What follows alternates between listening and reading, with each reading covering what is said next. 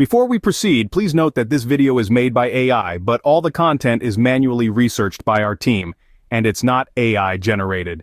Ever found yourself in a pickle trying to download or update Minecraft on your Xbox console, only to be met with the notorious error code 0x87e00021?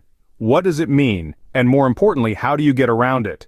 Firstly, it's important to understand that the error code 0x87e00021 is primarily an Xbox issue, not Minecraft, and it usually pops up during installation or update processes.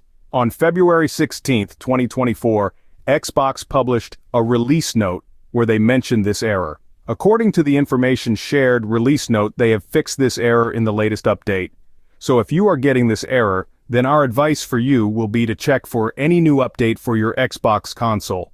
And if there is any needed update, then consider installing it and then check for the error. So, what's the solution?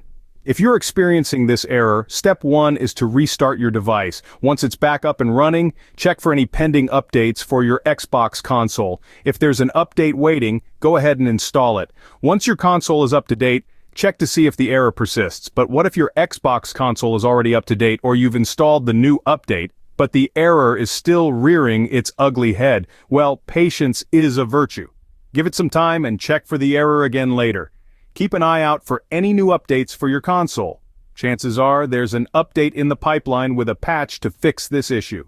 In the meantime, it wouldn't hurt to report the issue to the Xbox support team. In summary, the Xbox error code 0x87e00021 is a known issue, and it's something that the folks at Xbox are actively working on. The main solution is to keep your console updated. If an update doesn't fix the problem, be patient and keep an eye out for future updates.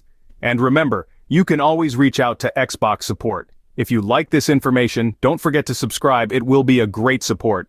And for more tech updates, visit Quaries.com.